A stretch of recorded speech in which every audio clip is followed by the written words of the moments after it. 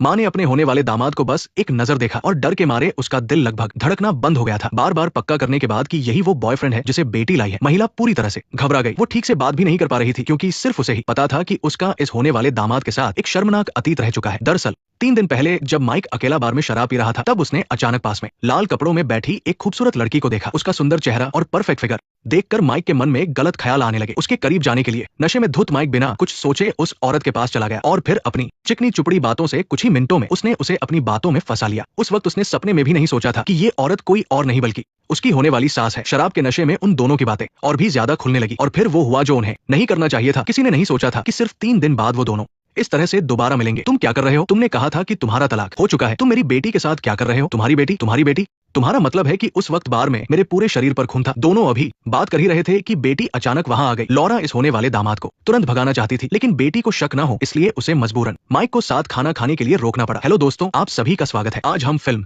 लेकर हम आ गए हैं। आज हम साथ मिलकर देखेंगे इनविंसिबल मदर इन लॉ। हालांकि खाना खाते समय माइक और बेटी को एक दूसरे के साथ फ्लर्ट करते देख लॉरा को बिल्कुल भी अच्छा नहीं लग रहा था, क्योंकि सिर्फ वही जानती थी कि माइक असल में कैसा है। लेकिन पति के पास होने के कारण वो कुछ बोल भी नहीं पा रही थी। फिर भी अपनी भड़ास निकालने के लिए उसने हर जगह माइक को ताने मारे। दोनों के बीच माहौल काफी गर्म था। पति अपनी पत्नी को होने वाले दामाद के साथ बदतमीजी करते देख चुप नहीं रह पाया और उसने उसे टोक दिया। किसी ने नहीं सोचा था कि पत्नी उसकी बात सुने बिना ही उठकर अपने कमरे में चली जाएगी। ये सब देखकर पति को बहुत शर्मिंदगी हुई और अपनी इज्जत बचाने के लिए वो भी उसके पीछे पीछे चला गया। उसे समझ नहीं आ रहा था कि उसकी पत्नी माइक को क्यों ताने मार रही है। लड़का तो बिल्कुल सीधा सादा लग रहा था, लेकिन पत्नी की नजरों में वो एक जानवर से भी बुरा इंसान बन गया था। इस बीच बेटी को भी कुछ गड़बड़ लगी। माँ वैसे तो बहुत शांत रहती है, फिर आज उसे क्या हो गया? लेकिन जब वो अपनी माँ के बर्ताव के लिए अपने बॉयफ्रेंड से माफी मांग रही थी, तभी उसके माता पिता अचानक बाहर आ गए। माइक ने मौका देखकर वहां से निकलने का एक बहाना ढूंढा। उसने झूठ बोला कि उसके दांत में दर्द है और उसे अभी दवा लेने जाना है। मैं तुम्हें बात करने का समय दूंगा। सच कहूं तो मैं तुम्हें शर्मिंदा नहीं करना चाहता। ये बहुत अजीब है। किसी ने नहीं सोचा था कि उसका होने वाला ससुर